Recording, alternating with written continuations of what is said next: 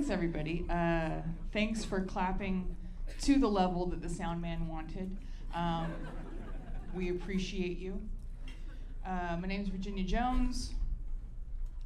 This is the energy. That's all there is. I just want to set that up. Like, don't be like, is she going to start saying, damn? No, I'm not going to. Probably not. My name's Virginia. I've got long hair. I wear flip-flops like most days. And a lot of times I'm hanging out with guys from work. And those are only 3 of the ways that I am like Jesus.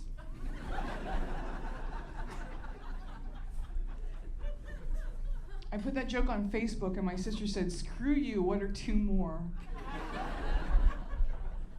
And I said, well, I love a dinner party. And I'm friends with sex workers. Screw you. Have that. Gotta put your sister in her place. I dress by the Coco Chanel method. Does anybody know what that is? Coco Chanel? You put on everything you want to wear, and then before you leave the house, you take one thing off. I don't dress by the real Coco Chanel method, which is every day before you leave the house, you fuck a Nazi. Some of you guys knew that was the real one. It's pretty good. I do a lot of comedy. I got to do some comedy in England recently. It was cool. And there was a guy on the show, Sam, and he had a joke about dogging. And in the joke, he says to his grandma, she goes, "Where are you going, Sam?" And he goes, "I'm going out dogging, Grandma." And the whole audience laughed. But I didn't laugh because I didn't know what dogging was. And so after his set, I was like, "Sam, what's dogging?" And he got blushed and he got very embarrassed. He was like, "I don't know what they call it in the States." Okay, well, tell me what it is, and then I'll tell you what we call it. And he said, "You know, it's that thing where you go to a car park or a garage, but it's like a known car park.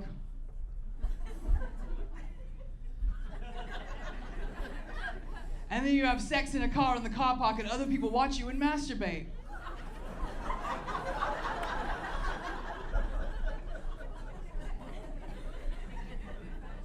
I don't think we call that anything, Sam. I don't think we have a word for that because I don't think we do that as a culture. Because we're not gross. You guys are gross. I mean, sure, we're gross in other ways. Most important thing about me is I have a tattoo, and oh no, you can only see part of the octopus. You have to believe me that it's an octopus, okay? It's an octopus, and the coolest thing about my octopus, the most important thing, is that it has no deeper meaning. It doesn't mean anything. If it means anything at all, it means that at one point, I had $500. And I can still like look at it and think about that day, you know. It's investment dressing.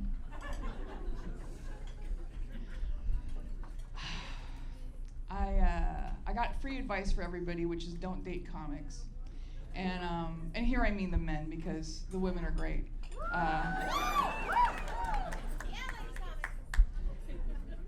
But being charming and like emotionally available and good in the sack has never been what has drawn young men to stand-up comedy.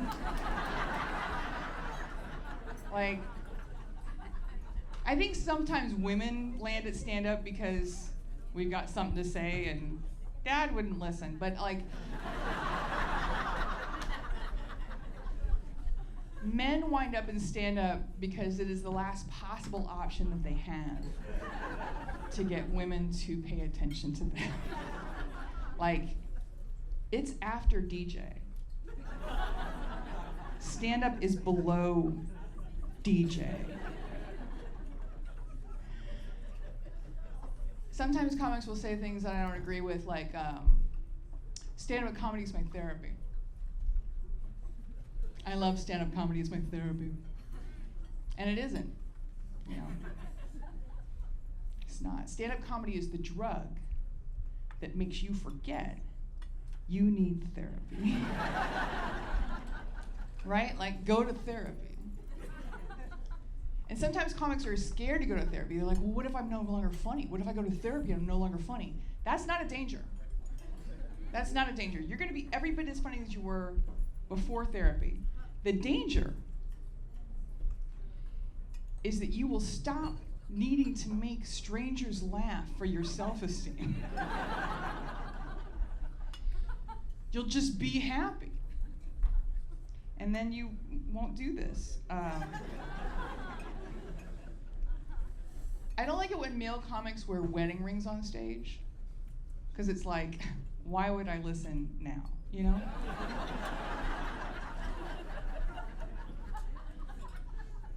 If you're so funny, why don't you go home and make your wife laugh, you little slut? I feel like they know what they're doing. I was married, it's not for me. I didn't like it. I'm gonna give it a bad Yelp review. Didn't care for it. It's fine for other people. I learned stuff, right? I learned stuff being married. I learned that marriage is like the puzzle game of Jenga.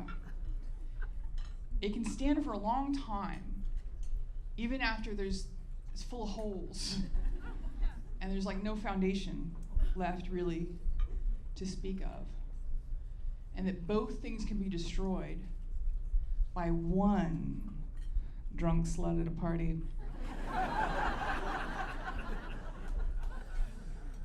And TikTok didn't like that joke, and let me tell you for why. TikTok was like, there's no reason to shame her. She didn't wrong, you know, and that's right, that's true.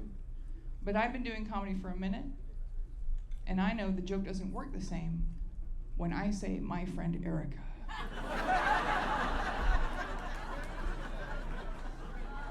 I don't know what it is. It doesn't have the same zip. It doesn't have the same zazz, whatever. My ex-husband, he was one of those Burning Man people. It's little Bernie Sanders with it. And what that means, of course, is that he would not take an aspirin if he had a headache, because Western medicine is poison. But he would take any drug given to him by a man wearing a fur vest. Because that is what a doctor looks like. Ladies and gentlemen. He wouldn't wear underarm deodorant because he was worried that the aluminum salts would damage his memory. So I think he just wanted to remember every person who thought he smelled bad. He remembers me, so. I think we can agree that there is nothing in this world as bad as being into men.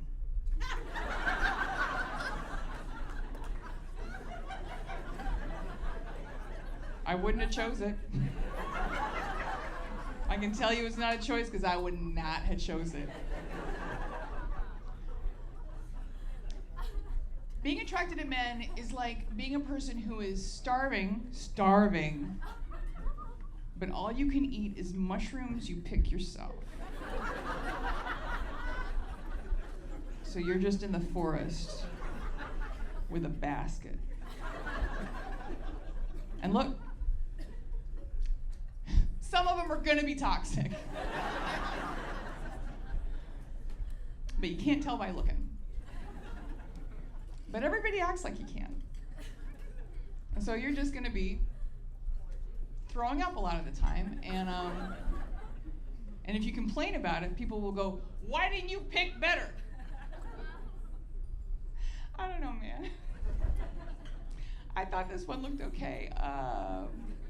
Sure, everyone before this one has been terrible, but I thought maybe this is gonna be it. I'm getting into a weird age where women I do not know will be very aggressive with me about when I am having children. Like, they'll just, I don't know if this is happening, they'll just sidle up to you. When are you gonna have kids? So when are you gonna have kids? And I have to say, like, actually, I can't have kids. And they go, oh my God, I'm so sorry. Oh my God, bless your heart. Because I don't want them. And I don't think you can make me. State of Texas can, but you can't. You cannot make me. And they go, oh, okay. I'm like, no, it's because I can't conceive. Oh my God, bless your heart. Of having kids, because it just seems like a lot. And like, when do you do your hobbies? You know? When do you have me time? Okay. But no, it's because I'm sterile. Oh my God, bless your heart. Because I paid a doctor to sterilize me.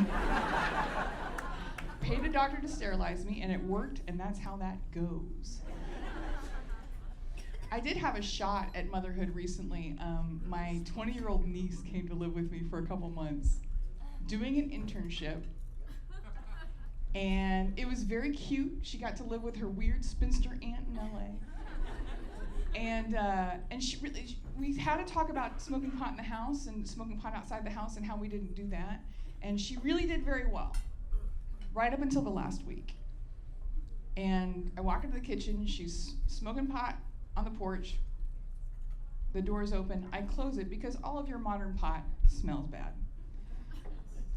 And then she comes back in, she's 5'0" and she's just bobbing and weaving like a prize fighter. Her little eyes are closed, this little peanut is so high. And she said, I was eating an ice cream cone, and it was really drippy. And I thought, better eat it outside. And not mess up the kitchen. I'm sorry, who's zooming who here?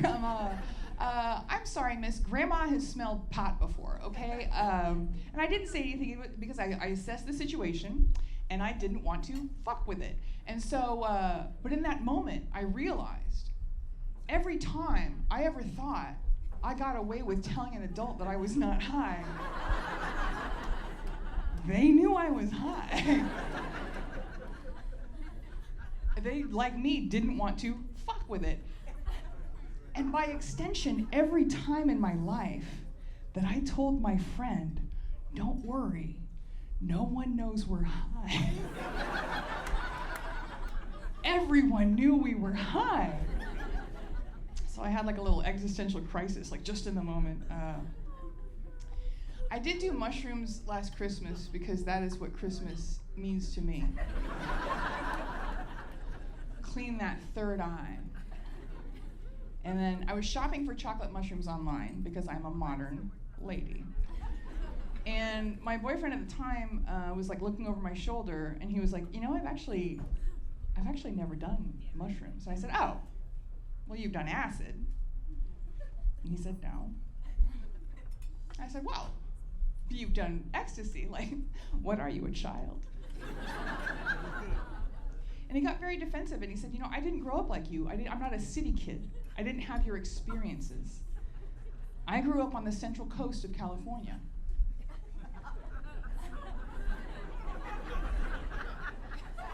And I said, oh, really? So you've done meth?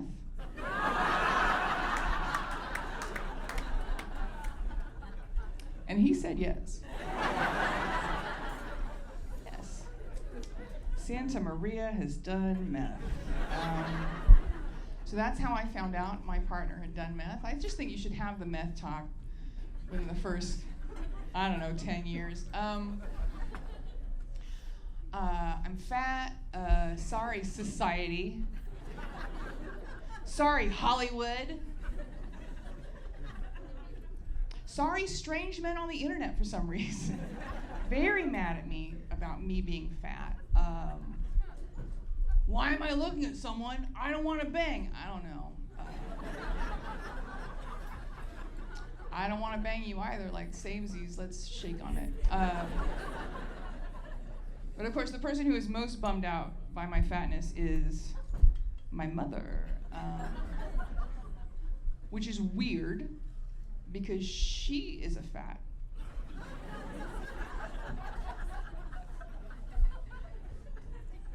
And my father was also a fat, and I guess they thought maybe they would cancel each other out and have like long-legged like deer children, just like sports children, like just forever chasing tennis balls, but that is not what came to pass.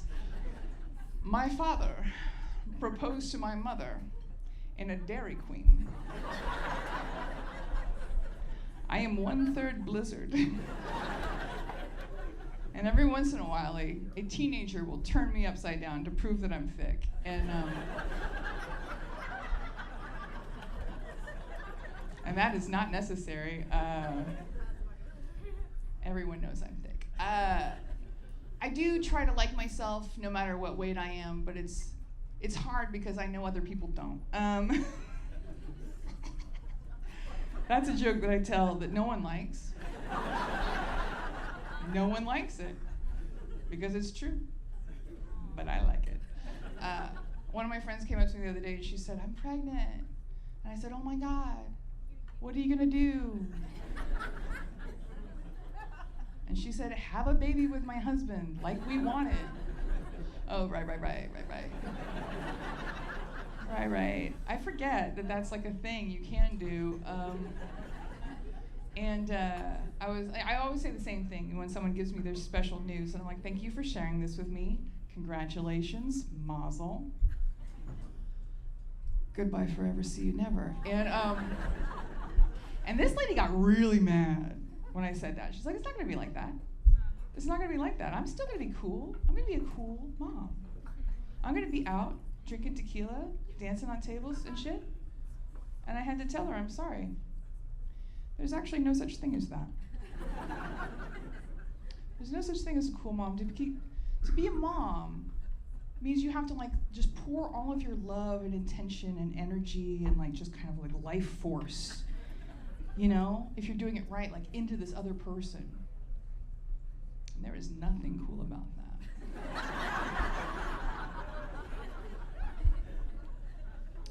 To be really cool, you have to be able to say at any time, "I could fuck with heroin."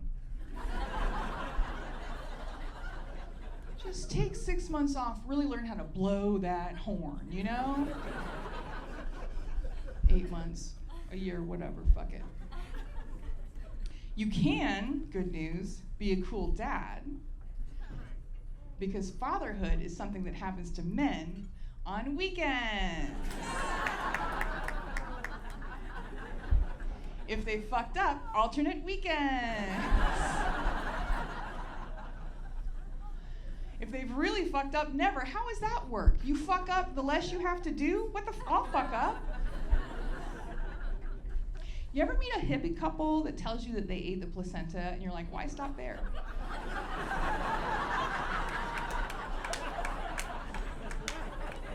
You got a good thing going. Just keep on keeping on. Yeah, so I'm not a kid-having person. Did you know this?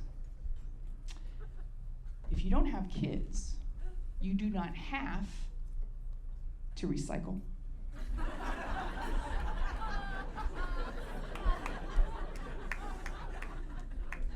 It's not my duty to leave the world any better than I found it, really. Like, it was kind of shit when I got here. It'll be kind of shit when I go, and I'm just gonna leave a scorch mark in a shoe collection, you know.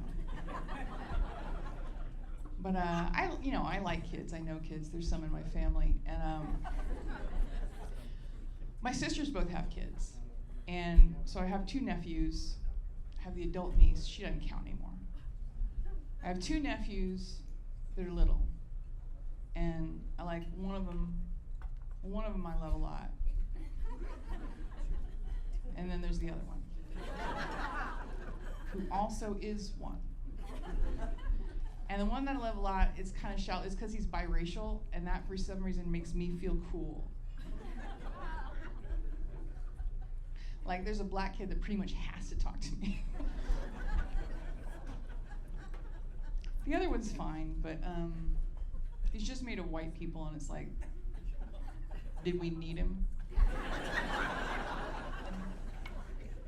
Was he a have to have? Or like a nice to have? You know? Like that's what's gonna get us out of this is like another white man? Sorry. I don't think so. But the good one, the one I love, he's an adventurer. He went to the doctor recently, and part of his checkup, and it's good, and it teaches him about his autonomy. Part of his checkup is the doctor asked him, "Hey, buddy, who's allowed to touch your penis?" And he said, "Anyone I know." Nobody liked it. Doctor didn't like it. His mom did not like it. And the doctor was like, when you get to be college age, it can be anyone you know. When you're 8, it needs to be a real tight, curated list. And so his mom went home and she made a list and she called me and she's like, "Okay, all right, here's the list. Grandma, Grandpa. Grandma, because Grandpa's dead, and you don't want dead people touching it. That gets very weird very fast." And then she goes, "And Mom and Dad, and that's it." And I said, "Great job, good parenting, good list. That's gonna keep our dude safe." And then she asked me, "Are you okay not being on the list?" I'm sorry. Am I okay not being on the 8-year-old dick touch list? That's what you're asking me. I am okay. I don't want to be on it. Again, I don't think you could make me. And she and I are good friends. Like, if I'm with him and we run into some sort of an 8-year-old dick touch emergency, which I have no idea what that would be. Like, what would that be? I figure I can call her. She's a therapist, which is hilarious because she thinks she's gonna nail motherhood. She's a therapist. We have a podcast called My Sister's a Therapist, and it does what it says on the tin. She's a therapist, and then I'm not. But so she thinks she's gonna get through ACEs, just ace every motherhood test, never fuck up. But guess what? She's already fucking up. She's already fucking up. So the other day, they're watching TV, her and the kid. Someone on the television makes a joke about a wet dream. His head whips around.